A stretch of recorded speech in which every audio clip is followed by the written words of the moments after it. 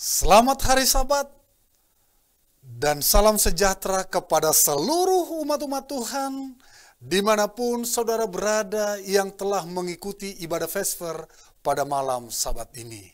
Saudara-saudaraku yang kasih dalam nama Tuhan, kita akan mempelajari satu pekabaran firman Tuhan bahwa Tuhan dapat menggunakan musuh kita untuk memberkati kita. Kita semua tahu bahwa Tuhan selalu memberkati kita. Tuhan bisa menunjukkan kebaikan kepada kita. Bahkan Dia dapat memberkati usaha pekerjaan kita dalam keberhasilan dan menyembuhkan penyakit yang datang ke dalam kehidupan kita. Tapi yang tidak selalu kita sadari, bahwa Tuhan dapat menggunakan musuh untuk memberkati kehidupan kita. Untuk mempelajari firman Tuhan ini, mari kita undang urapan Roh Kudus. Kita berdoa bersama-sama. Tuhan Allah yang di sorga, pada saat ini hamba-Mu telah bersedia berdiri di hadapan umat-umat Tuhan secara ibadah live streaming. Kiranya kuasa Roh Kudus-Mu yang menyatukan kami, bila mana firman Tuhan diperdengarkan, Roh Kudus Tuhan membangun kerohanian kami, memberikan satu pengharapan yang baru dalam hidup kami, dalam mengikuti Tuhan di atas kehidupan ini. Terpujilah nama Tuhan, dalam nama Tuhan Yesus kami berdoa. Amin. Saudaraku yang kekasih dalam nama Tuhan Yesus Kristus, apa yang Anda sedang saudara pikirkan terhadap seseorang yang mengecewakan kita? Apakah itu rekan kerja yang mencoba membuat kita terlihat buruk?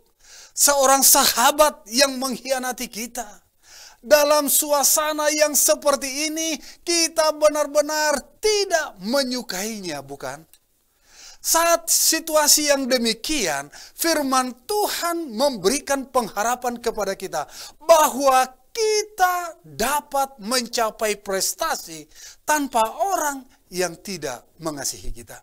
Itu semua adalah bahagian dari rencana Tuhan untuk membuat saudara di mana kita seharusnya berada.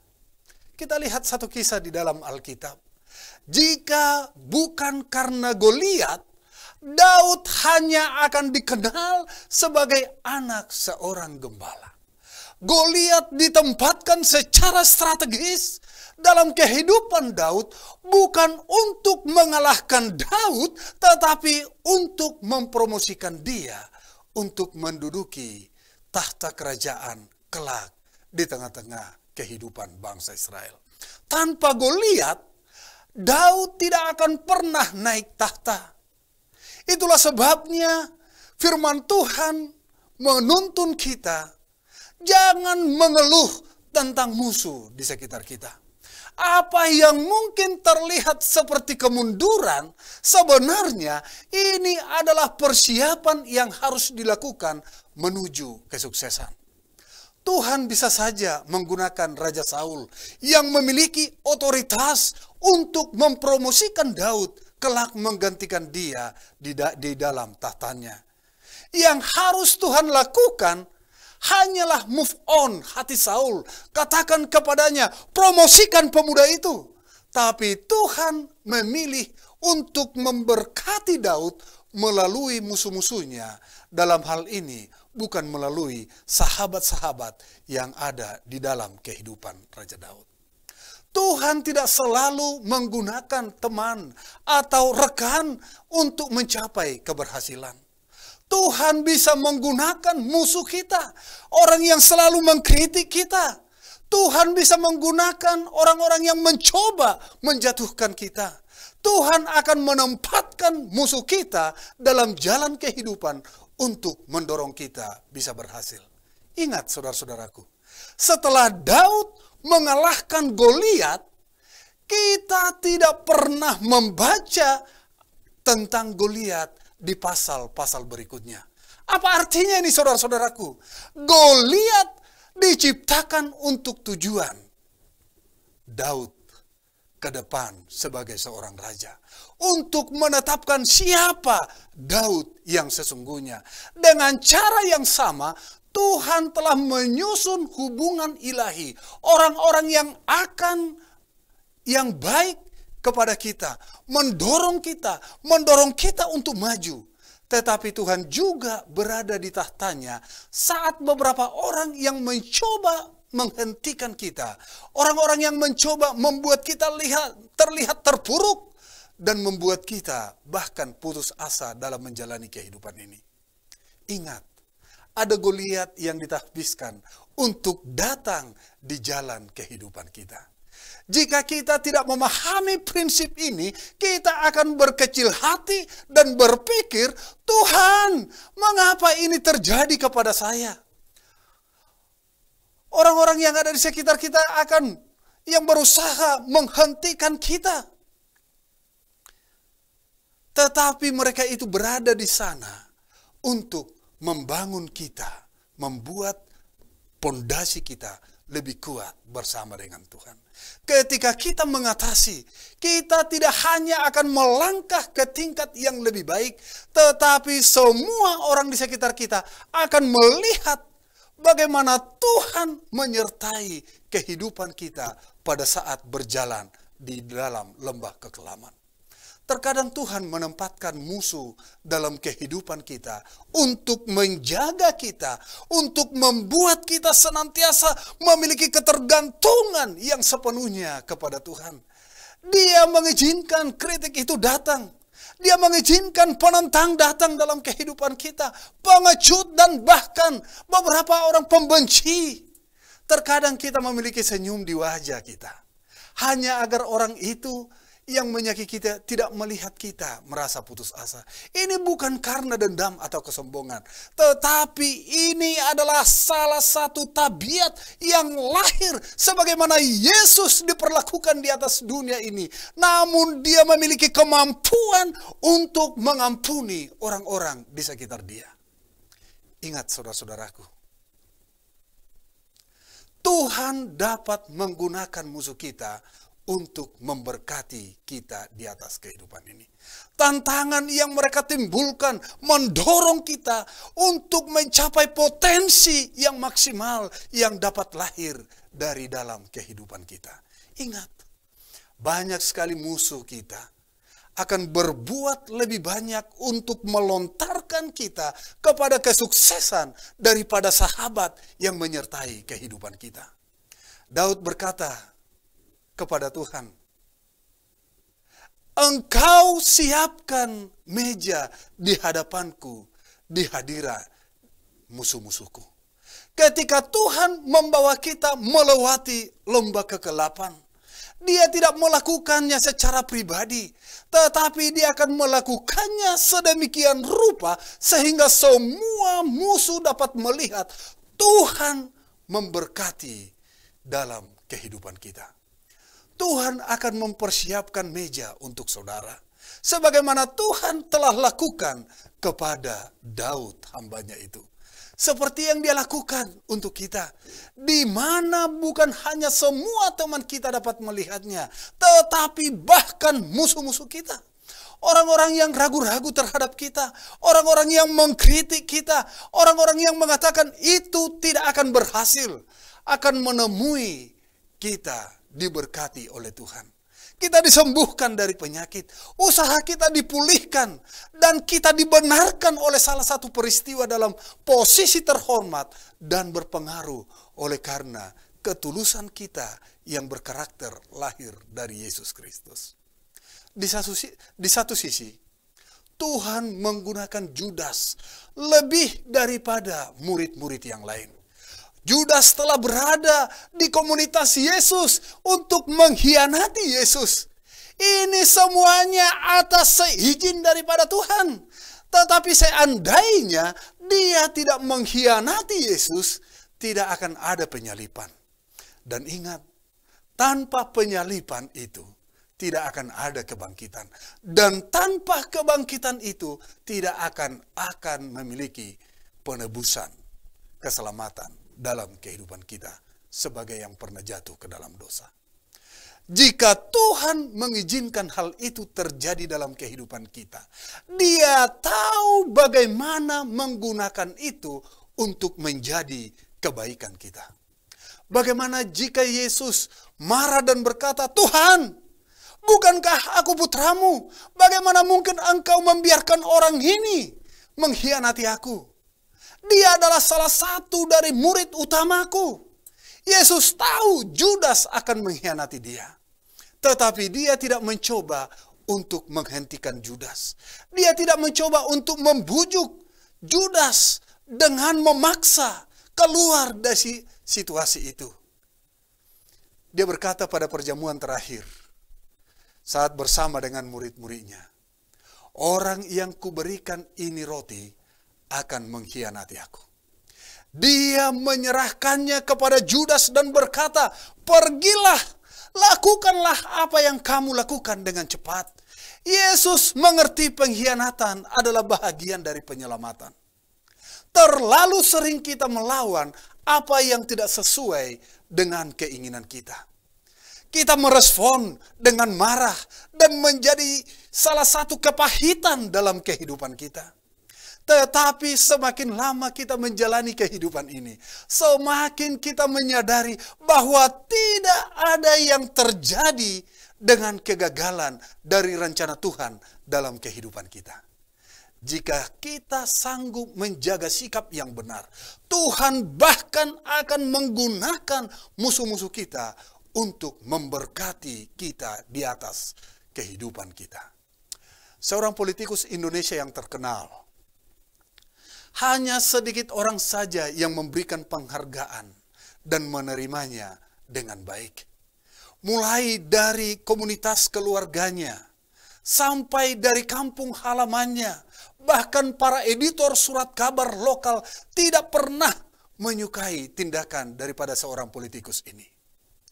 Mereka terus-menerus menemukan sesuatu yang buruk untuk ditulis. Dia bisa melakukan 100 hal yang benar, tetapi mereka tidak akan memberikan laporan menjadi jurnal di surat kabar harian. Mereka akan menemukan suatu hal yang tidak mereka sukai dan menjadi besar berurusan tentang hal itu. Dan ini berlangsung dari tahun ke tahun. Dia mempunyai perspektif yang menarik. Politikus ini mempunyai salah satu perspektif yang menarik. Dia mengatakan, "Jika bukan karena berita-berita itu, saya tidak akan mencapai kesuksesan sebanyak ini. Koran itu tidak hanya membuat saya berlutut, tetapi koran itu memberikan saya bahan bakar yang baru untuk membuktikan bahwa apa yang mereka katakan itu keliru." Pada saat dia menjadi gubernur, dia membangun satu anggaran yang sangat transparan untuk menjaga kelangsungan pembangunan di provinsi yang dia pimpin. Setelah dia tidak terpilih untuk kepemimpinan kedua kalinya, koran-koran menulis besar artikel halaman di depan koran mereka, merayakan semua yang telah dia lakukan. Saya memperhatikan seolah-olah Tuhan telah menunggu dengan sengaja. Tuhan tahu itu musuh. Meskipun politikus ini tidak menyukai semua kritik, tetapi itu telah membuat dia lebih baik dalam pelayanannya. Itu telah membuatnya terguncang. Dia lebih bertekad dan lebih rajin dan tidak pernah lengah dalam membuat satu keputusan. Ada beberapa hal yang tidak kita sukai. Bahkan kita berdoa agar Tuhan mengambil dari kita segala tantangan yang kita jalani. Tapi ingatlah, jika Tuhan menghapus segala tantangan yang kita hadapi, kita tidak akan dapat mencapai potensi yang maksimal yang bisa kita berikan di atas dunia ini. Boleh saja oposisi membuat kita lebih kuat. Orang-orang yang mencoba mendorong kita untuk turun ke bawah, mengkhianat, melakukan kekecewaan, tetapi tidak satu pun dari ini dapat menjauhkan kita dari rancangan Tuhan dalam kehidupan ini. Tuhanlah yang memiliki keputusan akhir. Jika Dia belum menghapusnya, itu berarti itu keberhasilan akan menjadi bahagian kita. Dia secara strategis menempatkan Goliat, Judas, para pengkritik, oposisi dalam kehidupan tokoh-tokoh Alkitab pendahulu kita. Tetapi ingat, tanpa Goliat, Daud tidak akan menempati tahtanya sebagai raja di Israel. Tanpa Judas, kita tidak akan mencapai pengharapan hidup di tengah-tengah keberdosaan kita. Tanpa para penentang yang ada di sekitar kita, kita tidak akan menjadi seperti yang kita harapkan. Dalam kitab suci, kita menemukan salah satu tokoh, 4 orang yang membawa seorang lumpuh untuk melihat Yesus. Masalah yang terjadi, pada saat mereka bertemu dengan Yesus, yang berada di salah satu rumah yang mereka jumpai, semua jalan penuh oleh karena banyak orang berdesak-desakan untuk melihat siapa itu Yesus. Ketika mereka sampai di rumah itu, apa yang terjadi, saudara-saudaraku? Mereka naik ke atas atap dan mereka membuka atap dari rumah itu. Dan mereka menurunkan orang sakit yang mereka bawa. Pada suatu saat Yesus berkata kepada orang itu, dosamu telah diampuni. Masalah muncul. Beberapa pemuka agama tersinggung dan mulai bergumam, bersungut di dalam diri mereka. Di bawah pemikiran mereka, belum mereka ucapkan keluar, berkata, dia pikir dia itu siapa? Dia tidak akan bisa mengampuni dosa orang yang bersalah. Hanya Tuhan yang bisa melakukan hal itu. Demikianlah tanggapan beberapa tokoh agama yang melihat, mendengar perkataan Yesus pada saat itu. Tetapi kitab suci berkata apa? Yesus mengetahui pikiran mereka. Mereka mencoba untuk berhati-hati, mencoba menyembunyikan reaksi mereka. Tetapi Yesus tahu betul apa yang mereka pikirkan. Yesus berkata kepada mereka, mana yang lebih mudah untuk mengatakan, dosamu sudah diampuni, atau bangun, angkat tempat tidurmu, dan berjalanlah. Untuk membuktikan kepada mereka bahwa Dia adalah Tuhan. Dia berpaling kepada orang lumpuh itu dan menyuruhnya untuk bangkit. Dan pria itu berdiri, sangat baik, sempurna, mendapatkan kesehatan. Ketika mereka melihatnya berdiri, para pemuka agama itu hampir pingsan, saudara-saudara. Mereka berkata satu dengan yang lain, kami belum pernah melihat yang seperti ini. Ada satu poin yang menarik yang boleh saya lihat dari kisah Yesus menyembuhkan orang sakit ini. Jika para pemimpin agama tidak bersungut-sungut, tidak memiliki pemikiran di dalam pemikiran mereka, mengeluh, mengkritik, mungkin pria ini tidak akan mendapatkan kesembuhan. Yesus bisa saja mengampuni dosa-dosanya. Tetapi tepat di tengah gerutuan mereka, Yesus menyembuhkan orang sakit itu. Ketika orang membicarakan kita, mencoba untuk membuat kita terlihat lebih buruk, mencoba mendorong kita ke bawah, dan membuat kita tetap berada di tempat yang gelap. Firman Tuhan katakan, jangan khawatir. Tuhan melihat dan mendengar segala peristiwa yang menghampiri kehidupan kita. Jangan khawatir.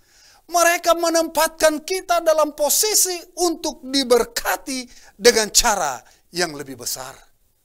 Satu kisah nyata mau saya sampaikan kepada saudara-saudara. Seorang pria berkata bahwa bisnisnya telah menyusut menjadi nol oleh karena satu peristiwa yang terjadi. Sepertinya segala usaha yang dilakukan tidak berhasil menyelamatkan perjalanan bisnis yang dia tekuni. Dan untuk membuat masalah lebih buruk lagi, salah satu pesaing utamanya telah menggunakan radio menunjukkan dan membicarakannya dengan cara yang sangat tidak menguntungkan pebisnis yang telah hampir bangkrut ini. Ini pesaing sangat kritis dan berbicara tentang bagaimana bisnis pria ini agar tidak berjalan dengan normal. Dan ini tampaknya seolah-olah akan menjadi pukulan yang terakhir membuat pebisnis ini gulung tikar dari kompetitornya. Tetapi ada berita di balik dari peristiwa ini. Ketika pesaingnya membicarakannya, membawa ke radio, dia menarik perhatian ke bisnis ini. Dan segalanya mulai berubah. Klien baru mulai menelepon dan hari ini berjalan lebih kuat dari hari sebelumnya. Itu bahkan telah melampaui persaingan perusahaan. Apa artinya? Apa yang terjadi? Tuhan menggunakan musuh pengusaha ini untuk memberkati, membuat keberhasilan dalam bisnis yang dia tekuni. Tuhan memiliki segala macam cara untuk memenuhi kebutuhan kita. Dia dapat menggunakan para pengkritik kita untuk mempromosikan kita. Dia bisa menyebabkan hambatan kita untuk menjadi batu loncatan dalam kehidupan ini. Tuhan tahu cara mengambil apa yang dimaksudkan untuk merugikan kita dan menggunakannya untuk keuntungan kita. Ingat, sebab rancangan Tuhan atas kita adalah rancangan damai sejahtera. Bukan rancangan kecelakaan. Bukan untuk memberikan kepada kita hari depan yang penuh dengan harapan. Ingat, rancangan Tuhan jauh lebih berkuasa daripada rancangan manusia di atas dunia itu. Rancangan Tuhan atas hidup kita tidak akan gagal hanya karena musuh-musuh membuat rancangan yang buruk terhadap kehidupan kita. Tuhan kita jauh lebih dahsyat, jauh lebih berkuasa daripada segala sesuatu yang ada di bawah bumi ini. Temukan di dalam Alkitab. Hanya rancangan damai sejahtera, rancangan pengharapan yang penuh dengan harapan di hari esok yang Tuhan rancang dalam kehidupan kita. Saya memberikan satu kisah nyata. Pada tahun 1900-an, petani kapas di Alabama sedang menghadapi tantangan yang besar. Serangga kecil yang disebut bol kumbang telah bermigrasi dari Meksiko ke Cotton Belt. Dengan cepat menghancurkan tanaman mereka. Mereka mencoba semua yang mereka bisa lakukan untuk menyingkirkan bol kumbang ini. Mereka mencoba memusnahkannya dengan segala macam cara, bahkan kimia, tetapi tidak berhasil dalam jangka yang panjang. Akhirnya, semua yang mereka bisa lakukan adalah duduk dan menyaksikan mata pencaharian mereka digerogoti. Tapi suatu hari, seorang petani punya ide. Dia berkata, alih-alih menanam tanaman kapas biasa yang mereka tahu tidak bisa bertahan, dia katakan, mari kita menanam kacang. Pada saat dia menyampaikan idenya ini, mari kita menanam kacang.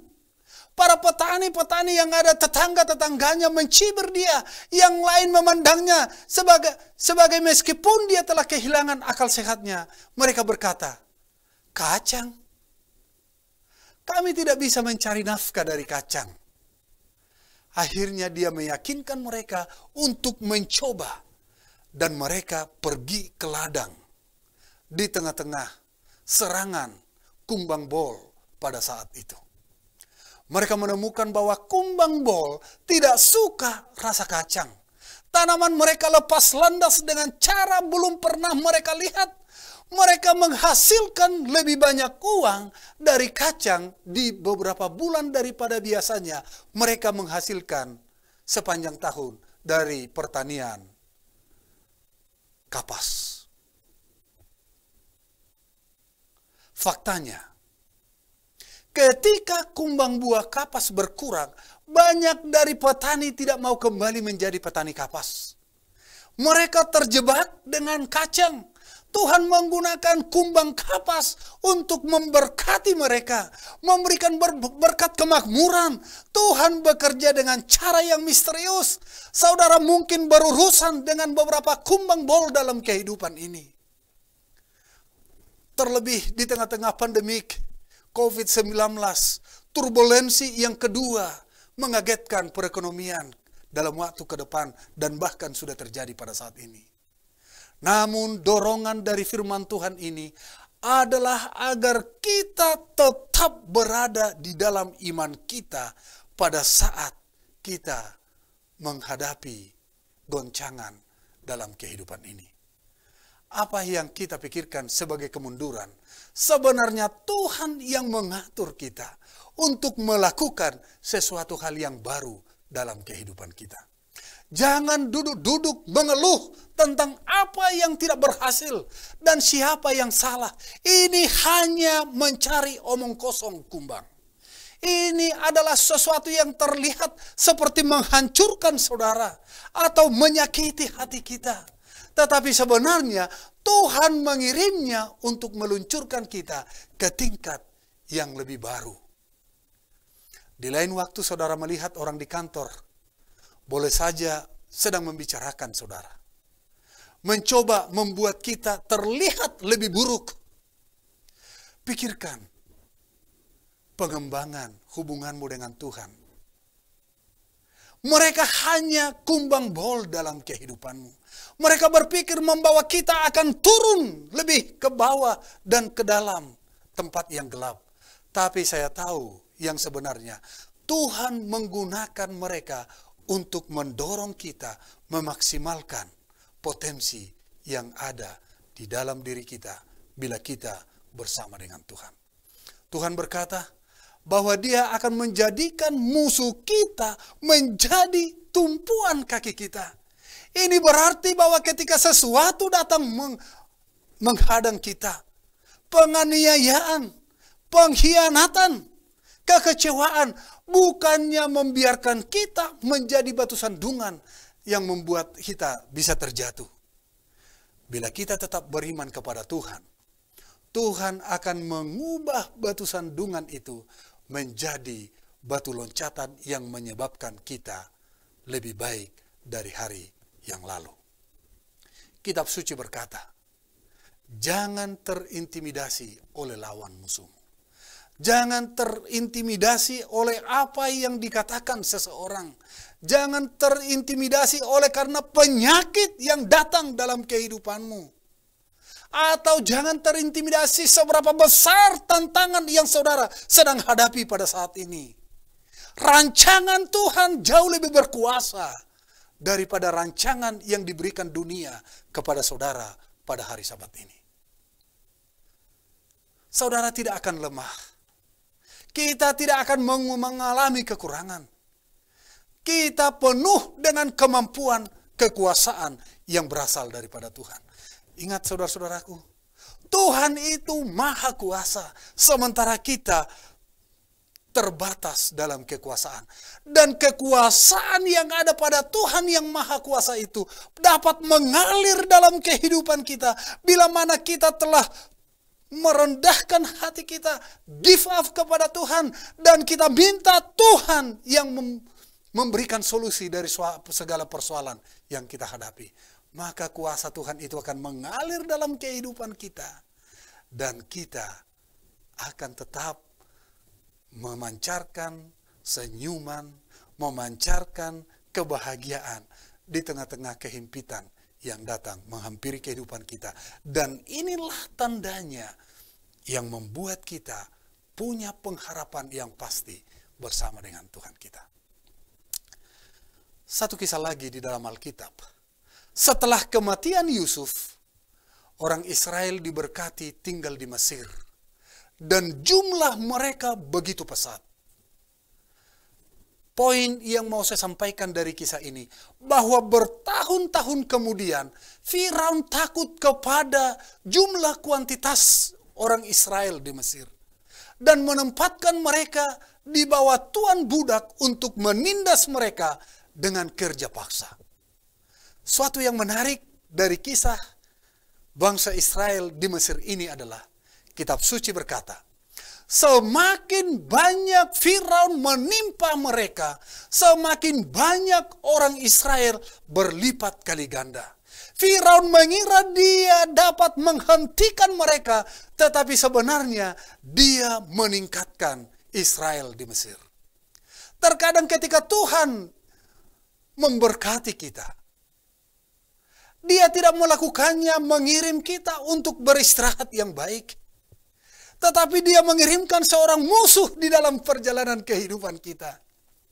Dia akan menyebabkan Firaun, mungkin seorang supervisor, untuk memanaskan suasananya. Dia akan menempatkan kita dalam situasi yang tidak adil. Jangan berkecil hati sebagai orang yang beriman kepada Tuhan. Semakin kita meningkatkan, kita mungkin tidak suka sesuatu hal, tetapi kita akan tumbuh di bawah tekanan yang berkarakter seperti yang Tuhan inginkan dalam kehidupan kita. Firaun oleh menindas mereka dengan bekerja paksa, berusaha membatasi Israel untuk memeras mereka, untuk menempatkan mereka di bawah tekanan. Saya mau memberikan gambaran dari perjalanan bangsa Israel ini. Tentu beberapa dari para umat-umat Tuhan yang menyaksikan live streaming pada hari Sabat ini, saya mau memberikan gambaran perjalanan bangsa Israel itu. Diibaratkan sama seperti kita sedang mencuci mobil di rumah. Saudara tahu, air yang keluar dari selang hanya menembak sekitar 2 meter atau 3 meter. Tetapi ketika kita ingin benar-benar menyemprotkan ke mobil, kita membutuhkan air untuk pergi lebih kuat menendang ke depan. Kita akan meletakkan jari kita di ujung selang yang kita gunakan. Kita akan berusaha untuk membatasi air yang keluar itu supaya tidak keluar sekaligus. Saudara mungkin berpikir bahwa ketika kita membatasinya, lebih sedikit air yang keluar, tapi bukan itu masalahnya. Saat kita membatasi air, hal yang sama jumlahnya meningkat. Tetapi karena jumlahnya jauh lebih banyak tekanan, ini menembak keluar, bahkan bisa sampai 7 meter. Ini beberapa kali dari yang semestinya bisa dijangkau. Di jalan yang sama, ketika musuh menempatkan kita di bawah tekanan, dia pikir itu akan menjadi sanggup menghentikan kita sebagai umat-umat Tuhan. Apa yang tidak kita sadari adalah bahwa semua tekanan itu adalah akan membawa kita, menempatkan kita lebih jauh dari tempat yang sekarang ke depan. Ketika kita merasa dibatasi, ketika kita menghadapi tantangan, jangan berkecil hati. Bersiaplah, kita bisa mendapatkan hal-hal yang baru dalam kehidupan ini. Tekanan itu tidak akan menghentikan kita, tetapi itu bisa meningkatkan kita jauh lebih dekat kepada Tuhan. Ketika Yesus akan disalibkan, dia pergi ke Taman Getsemani, yang secara harafiah berarti tempat mendesak. Itu adalah kebun zaitun satu-satunya untuk mendapatkan minyak berharga dari buah zaitun adalah dengan cara memeras. Pada hari Jumat Yesus dipaku disalib. Tekanan yang luar biasa dia alami dalam kehidupannya. Pada hari Sabat dia berada di dalam kubur melawan kekuatan kegelapan itu. Tapi di minggu pagi dia keluar dari kubur itu. Kematian tidak bisa menahan dia. Salah satu pesan kebangkitan adalah bahwa Tuhan menggunakan musuh kita untuk memberkati kita. Mungkin kita merasa dibatasi pada hari ini, tertekan seolah-olah sedang diperas. Boleh saja pengalaman Yesus di hari Jumat menjadi bahagian kita. Boleh saja pengalaman Yesus di hari Sabat menjadi bahagian kita. Tetapi pada saat kita tetap berada di dalam Tuhan, kita akan mendapatkan kelahiran baru. Mendapatkan kekuatan yang baru. dan mendapatkan keberhasilan yang baru. Daud memberitahukan kepada kita sebagai poin dari firman Tuhan pada malam hari Sabat ini, bahwa ingatlah Goliat ada di tengah-tengah kehidupan Daud untuk membuat Daud berada di tempat yang baru dalam kehidupannya. Orang-orang Israel memberitahukan bahwa itu Firaun membatasi mereka di Mesir. Mungkin waktu itu tidak merasa nyaman. Tetapi suatu hari kita akan berkata, musuh itu tidak kalah. Tetapi musuh itu memberkati kita. Sekarang, respon sesuatu yang terjadi dalam kehidupan kita terletak dalam hubungan kita, iman kita kepada Tuhan. Apakah saudara pada saat berjalan dalam lembah kekelaman, pada saat kita sedang berjalan di situasi yang tidak kita kehendaki, sudahkah situasi itu membawa kita lebih dekat kepada Tuhan? Atau apakah kita akan berusaha membangkitkan kekuatan diri kita yang akan kita temui diri kita mengalami kelemahan? Temukanlah berkat Tuhan di tengah-tengah situasi yang tidak kita kehendaki. Kiranya pekabaran firman Tuhan ini menjadi satu pekabaran yang hidup, yang dapat membangun iman kerohanian kita. Tuhan memberkati kita. Amin.